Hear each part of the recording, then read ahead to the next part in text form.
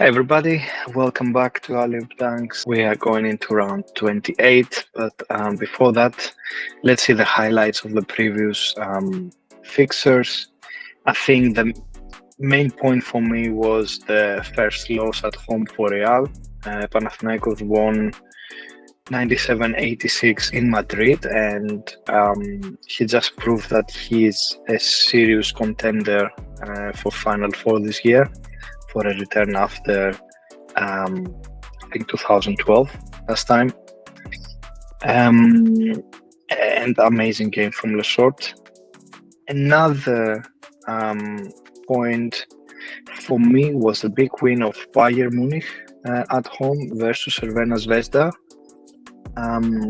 That made Bayern stay in the loop for the play-in, and I think that made Cervena Zvezda having quite a lot of problem now, because they are quite far from the play-in tournament.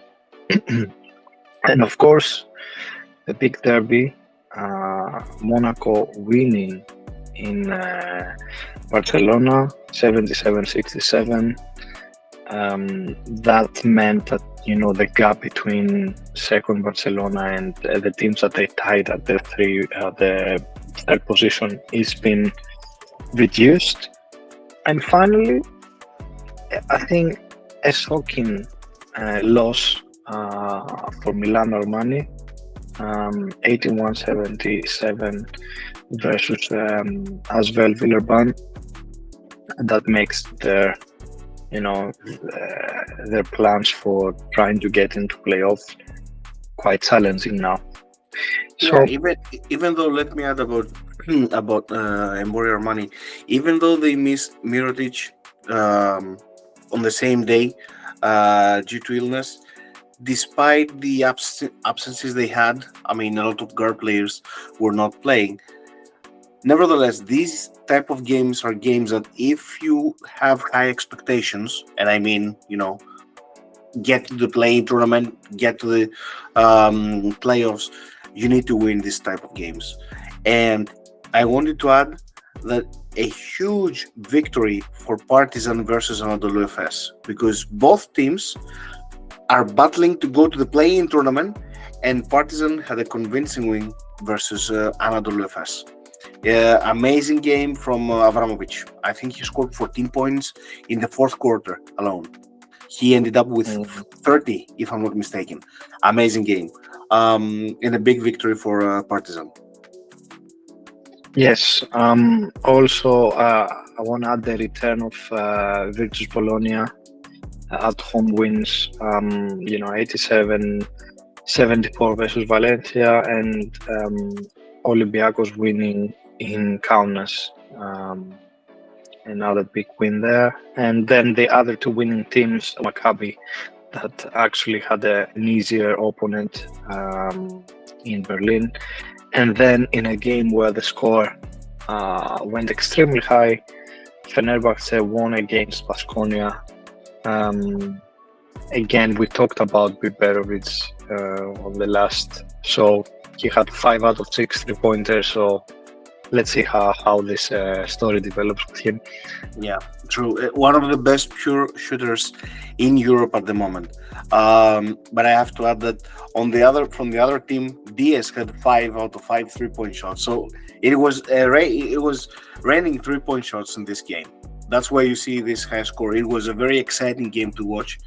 And keep in mind that the third quarter ended in a tie, 78-78. So it was amazing.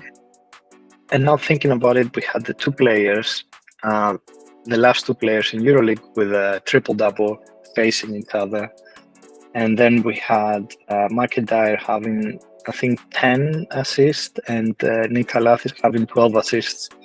So what a great showing. Yeah, true. Amazing players. So I think with that, we can take a look at the standings now. Not a lot changed. As I said before, Monaco winning, Virtus winning, Panathinaikos winning meant they all now just one win away from the second spot. Again, whoever ends up at second spot will play the winner of the first matchup of the play-ins. Will be number 7 and number 8 team will face each other. The winner will end up on the 7th spot. The loser will play against the winner of the spots 9 and 10. And the winning team then will be the 8th team to be in the playoffs that will face against probably Real Madrid's first. Even though they lost that game, nobody will see them losing their first spot of the regular season. Yeah, I think they have a safe advantage from the other teams. But I want to point out that Monaco, the remaining games from Monaco are not the tough games. And also 5 games are at home. So potentially Monaco has a good shot to be at number 2 by the end of the regular season. Yeah. But, that's assumptions. Yeah. These are the assumptions now. And also, we have... do you want anything to add, or will we go to round 28 games? I just want to point out that Virtus Olympiacos are playing in the next round.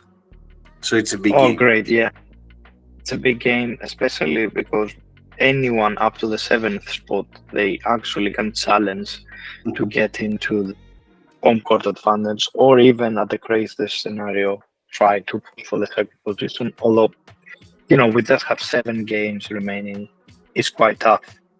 2 wins a gap is a big gap when we're talking about only 7 games. But still, mathematically have all the chances. And then I wanted to just point out the 2 things we mentioned earlier. So Cervena Zvezda with 10 wins now versus 13, that is the 11th and 10th place. With only 7 games remaining, that means potentially they need to win at least 5 to 7 games, and they want all the teams above them to drop at least 3 more than them, or 4, because I don't remember about the ties. So it seems, almost impossible. So if I would take in a risk, I would say that Cervena Zvezda probably is out of the fight, although an early one, but it seems so. And then Bayer, I think they got that big win, so they are now just 1 win away from the 10th spot. So they're pushing hard. And then Milano, we've seen how they dropped here with that unexpected loss. Yeah, next round is a do or die for both. For Armani, definitely. And also, we have a big game also, which is FS versus Bayern. So both teams, especially as Bill said, Bayern, they need to get an away victory, big away victory, as they did in Partizan. They need this W if they want to push more to get to the play-in. In this case, if Bayern wins that game, then, in my opinion, FS, it will be very tough in the remaining 6 games to... The gap is too big, so I believe they will be out from the contention of joining the playing tournament. Also, we said Olympiacos versus Virtus, home game for Olympiacos, and they need this victory so they can. I think they will have the same record with Virtus, right? If Olympiacos wins, both they will have the same record. They're just close behind. Yeah. Of course, we will have Real Madrid versus Fenerbahce.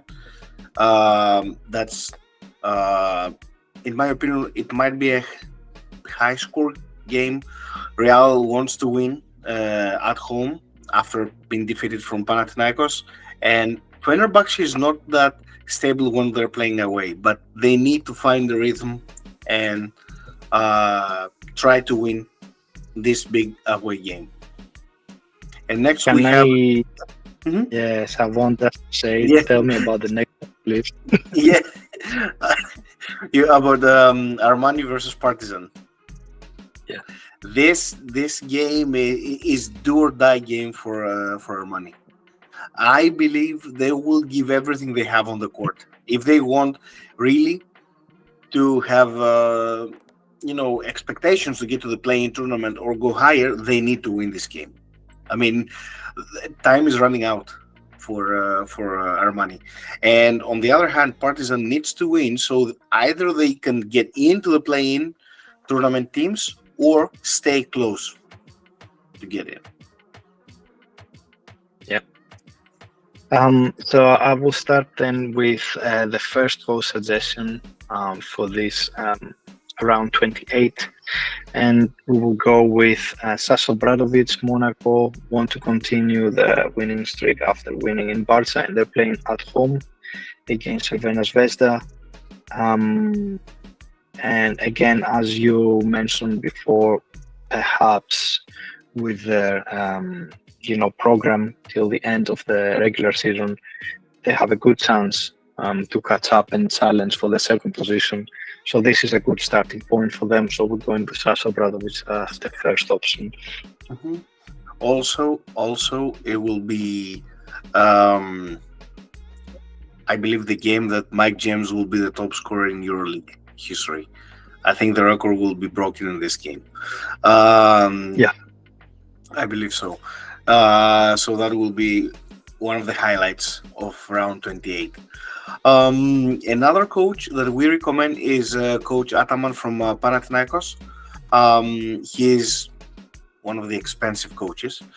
So Panathinaikos is playing at home versus Asphalt. They need to win to stay in the top tiers in the standings. Also, I believe it's a sold-out game, but I'm not sure. But again, the atmosphere will be amazing in Oaxaca, and the fans will try to push the team to get the W versus Asphalt. Then we go to more cheap options for coach, and we have Dusko Ivanovic from Baskonia. Baskonia is returning to play at home to play versus Alba.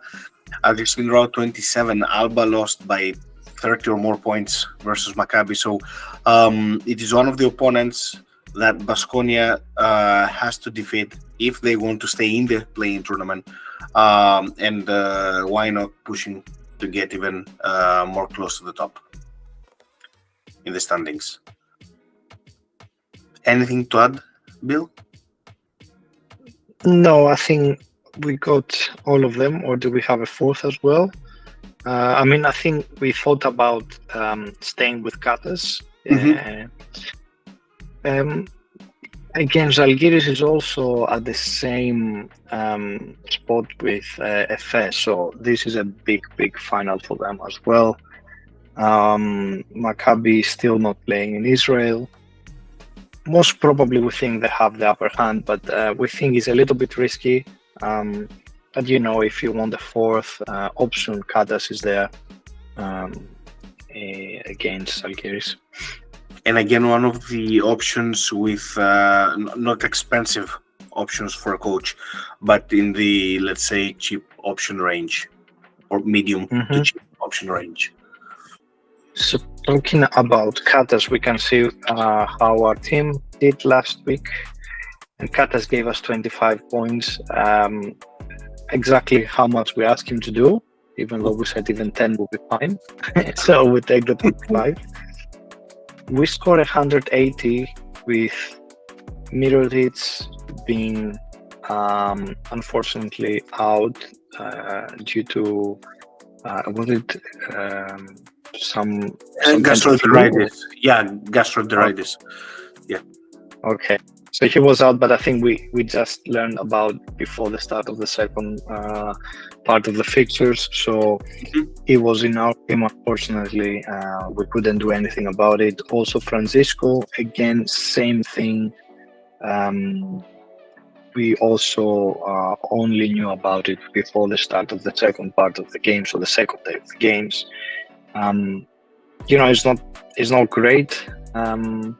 But it is what it is. These things you can't prevent them. There is a rule by Euroleague that if there are players unavailable, injured, or whatever, you need to disclose at least 5 hours before the game. So some players maybe just stay out, so we don't know what exactly is happening. But in any case, if you have a game on the second day and someone becomes unavailable in the middle of the fixture still, you wouldn't be able to know within that time frame of 5 hours. So in any case, we could have done way better with another probably 20, 15, 20 points from each, another 30, 40 points. We would have been 200, 110. We take the 180 with good game from Okorko, Baldwin, Lovren, Marinkovic, and Biberovic, as we mentioned earlier. James and Seals could have given more, but it is what it is. So let's move to the second. I have a question. Now, I don't know if if it will sound crazy or not, but I have this thought now that a lot of players are missing the tier 2, from the teams that are playing in tier 2. Let's say if next year we have this rule that I'm gonna say now, I don't know if it's a good rule or it will ruin the game or the beauty of the game, but how about the fantasy players, we can, between the round turn 1 and turn 2, we can make one substitution. Originally we can make 3 between the rounds, but between turn 1 and 2 you can make one substitution, one trade. I mean, only one player, no more, no coach, nothing, but you can trade one player from your team and choose a player from the teams that are playing in turn 2, not that they have already played in turn 1. So for example, Francisco was playing in turn 2, and let's say for example Okobo was playing in turn 2 as well from Monaco. Then if you find out that Francisco is not playing, then you can make only one change again. You can take out Francisco and choose Okobo, if the credits match, of course, and then you have full team. That sounds like a good idea, but only I think if the player becomes unavailable. So only if you have like an official red card that they put in fantasy, and that player is unavailable for the round. Yes, I think that would be fine. That would be fair. That was my thought as a solution, possible solution. That's a good solution, yeah. As long as you can only use it for players that they had last minute injuries. So, yeah. Anyway, so as you understand, we are feeling a little bit bitter about missing 2 key players here. So we're going into round 22 then, and we start with coach. We wanted to save a little bit more on credit, so we brought Ivanovic, that playing against Berlin. Again, as you can see, we are selecting a coach that playing against Alba Berlin. Then between Seals and Mirotic, we thought we need to get rid of one because of their prices. They're expensive. We decided to keep Mirotic. As we said before, is a do or die game for Armani Milano. They're playing at home, and Mirotic is their superstar. You may talk about how Seals is probably the best player due to having potentially more playing time and more playing games, but there is no question about Mirotic's quality. And if there is a game this year that needs to show up and take it by storm, it should be this one. So unless we have some information that he's still not okay and we have to take him out last minute, potentially he would also be our captain for turn 2 if Baldwin doesn't perform. But we really trust Baldwin. We leave him as the captain. We have James staying in, Biberovic, of course. Lovren had a good game. So we swap Pradilla with Polo Boy. As I said, we wanted more money by giving away Seals. we did an upgrade on our center. Colombo is playing versus Monaco. He had an okay game last time versus Monaco. So try to find it here. He had 11 points, 5 rebounds, plus 17, and it was, I think, not a lot playing time, so he should be fine. And then the other change we did is we swapped Francisco for Abramovic. Abramovic had, as you mentioned earlier, Konstantinos, an amazing game, 30 points in FS, and it was one of the main factors that Partizan was able to clinch that game at home. So with just 6.7, it seems like he's one of these players below the 7 credits that you need to have. The other, of course, is Biberovic, and we thought at the time we had Marinkovic in the past was one of these players around the 6.8, around the 7 mark that you need to have. And as you can see, Marinkovic, he's been stable above the 15, the last around 15, the last 4 rounds. So this is our main changes, and of course we brought in Mitoglu.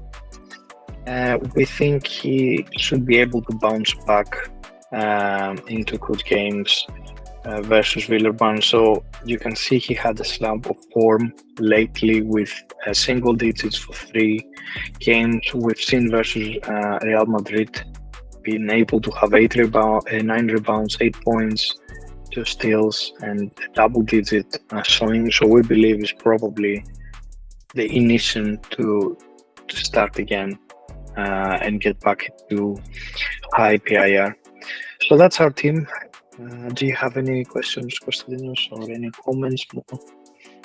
No, just that if you see even the fillers of this team, which are Biberovic and Marinkovic, Kalajdzak, he's not playing, he's not getting much playing time, but if you have this type of fillers, let's say Biberovic and Marinkovic, for example, this type of players, they can always give you something extra. No, if they give you something big, that's amazing. But you said always, if they don't get anything, is on you. Yeah. But if you see, for example, Marinkovic is becoming one of the main scorers for Baskonia. That's why he's getting double-digit fantasy points. For example, which also, as you said, when we had Marinkovic in the team, it was around the 6+ credits, I think, the value. Yeah, and now it's 8. So if we want to, let's say, for example, make a trade and don't have Marinkovic, we're gaining 1 point something credits in this case. Okay, and with that we can move on to our second team. Well, this team is the development team. As you see, we had coach Luca Banchi in this team. He delivered 20 fantasy points. Again, Virtus at home is a different team, so they managed to get a big W. Also, we had Pleiss giving us 11 fantasy points. Mitoglu, as Bill mentioned, 14. Colson with 15, but Captain Larkin, he delivered big. He gave us 42 points as a captain, so that's what you need from your captain, just to explode and give you 30+ fantasy points. You see, Pander had 17 fantasy points, but Wilbekin had 0. That was a big surprise to us, because Wilbekin is playing well during the last rounds, but okay, anyone can have a bad game, so it was that day. And also you see Diaz, for example, give us 11 points from the bench because he was unstoppable versus Fenerbahce, and from the rest, Kotar didn't deliver. Also, Schneider and Jackson as fillers from this team didn't give us much in fantasy points. But let's see what changes we made in this round. So first of all, we thanked Luka Banki, and we brought in Dusko Ivanovic as a coach. Again, 6.3 credits. So we wanted to spend more for the players. And when I say spend more for the players, we wanted to have Lesort in this team. I mean, he had an amazing game versus Real Madrid. He was the MVP of round 27. As you see, 26 points, 7 rebounds, 4 assists, 2 steals. I mean, he also had six missed shots, 1 block shot, 2 turnovers. He made 1 foul in 30 minutes. So he will get a playing time definitely also versus as well. And as you see, 36.3 fantasy points. So we had to bring Lesor into to this team. And for this reason, we didn't keep Kotar. Also, in order to bring Lesor, we had to make some sacrifices. So we had to sacrifice Mitoglu, also because he got promotion to the first team, but also because we wanted the credits. And we brought in Endai from as well. He is